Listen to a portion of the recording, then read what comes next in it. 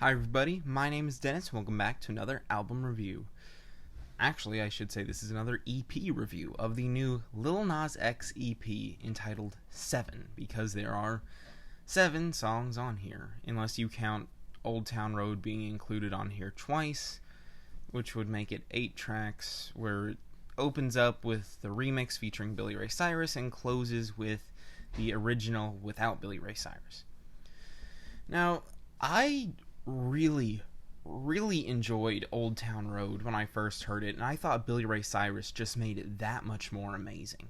It's this really great blend of hip-hop and country that I'm sure we've all heard by now, and I really don't need to talk about that much. But I think it's fun, I think it's kind of carefree.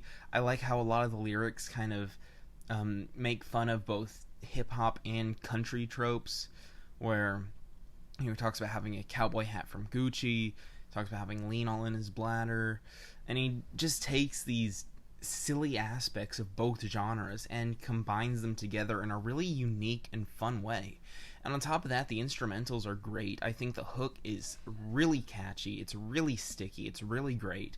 And I think the verses are pretty fun too. I like his deep, drawly voice on here.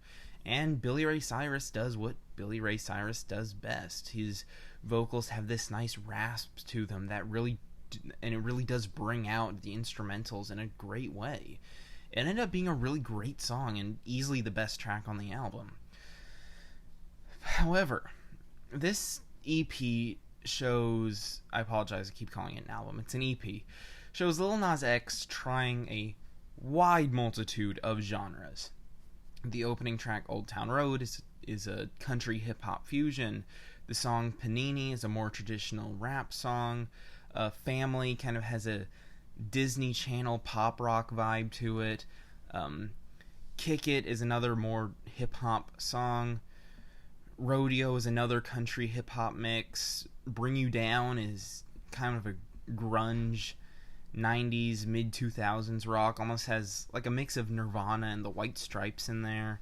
And the song Closure sounds like up-tempo, pop, happy rap kind of style, similar, not exactly, but akin to someone like Kyle, just with a bit more of a deeper delivery.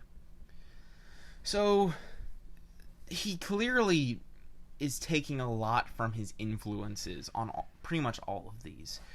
The rap cuts, the more traditional rap cuts, I should say, tend to be very bland, very underproduced. The production has your typical loud basses and pingy instrumentals at points, and his flows are pretty lackluster at best, if I'm being completely honest. Oftentimes, his very deep, monotone voice that, even though it works very well over the light, very enjoyable guitar over something like Old Town Road, really just doesn't work as well over the beat of something like Panini. It ends up making it very bland, very, I won't want to say excruciating, but it's just very difficult to listen to without thinking, this has been done so much better so many times before. Again, the beat just feels so lazily shot together. It's really unfortunate. Because I do think Lil Nas X is a really talented individual, and he clearly shows it. He has a very wide variety of voices that he can all do really well. His range is something to behold, and he tends to do all of these different styles in a decent way, but there's just so much laziness on this EP. I mean, all of these songs, I don't think a single one reaches the 3-minute mark. And a lot of them don't even reach the 2-minute mark.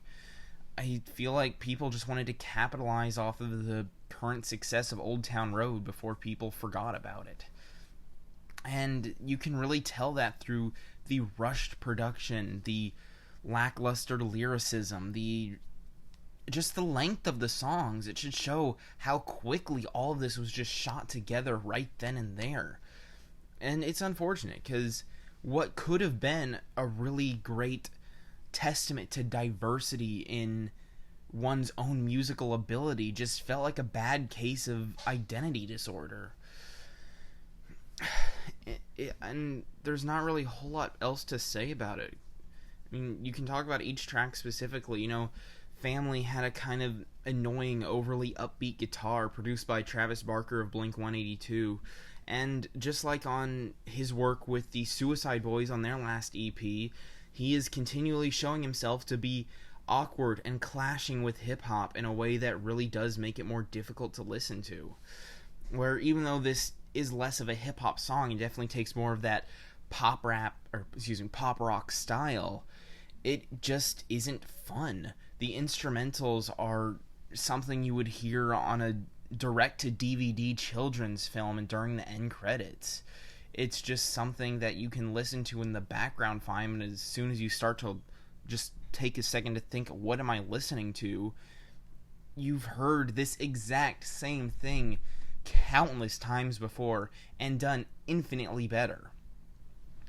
The song Kick It is excruciating. The beat is non-existent. It's bland. It's horribly underproduced. The hook is torturous. I really don't like Lil Nas X singing on here. It's awkward. It's really cut up in a horrible way. The verses on this are weak. Everything about it is horribly written. It's a bad song. The song Rodeo featuring Cardi B, I really wasn't a fan of either. Even though I didn't think the country style opening to the song was very bad, I actually thought Cardi B's verse was good. Everything else about it just lacked any sort of energy or enthusiasm or anything to encourage listening to it.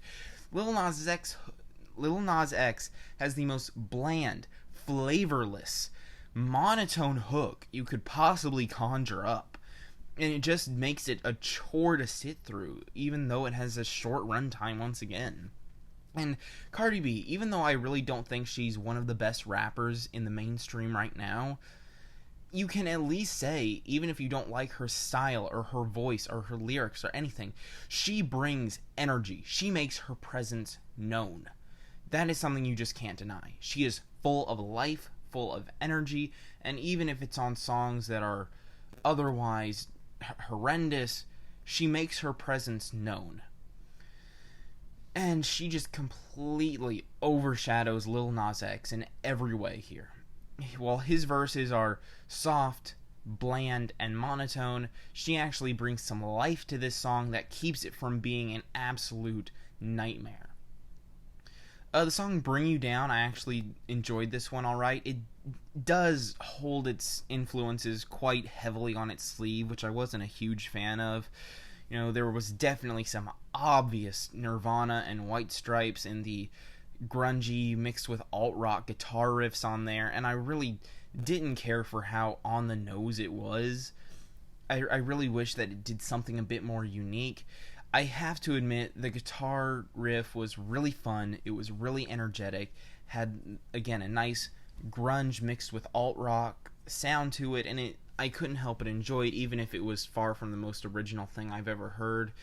I forget which member, one of the members of One Republic worked on this song in the production, and you can definitely hear some hints of some older One Republic, not so much their newer stuff, I don't think, but I could definitely hear hints of One Republic through the instrumentals, but it was pretty obvious who the song was inspired from.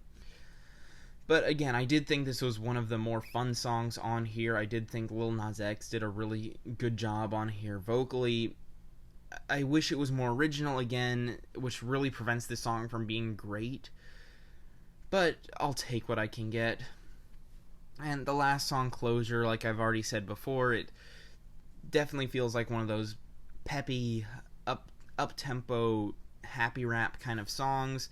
It's okay. It's just kind of forgettable, honestly. The instrumentals aren't bad. His vocals aren't bad, but they're really just not that impressive either.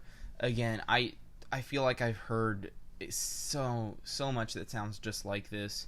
Maybe not as much as with other songs on here, but I'll be completely honest with you. Just listen to the song and imagine Kyle singing it, and it just fits in perfectly. And I think that should just show how unoriginal all of this really is, where he wants to be this diverse figure in music, showing that he can tackle so many different genres, and he's able to do pretty much all of them to an okay extent, but he never allows himself himself to focus down and really do something well. So, with that being said, I'm feeling a strong 4 on this. If you gave it a listen, I'd love to hear your thoughts on it. Be sure to tell me how wrong my opinion is as always, and I'll see you in the next review.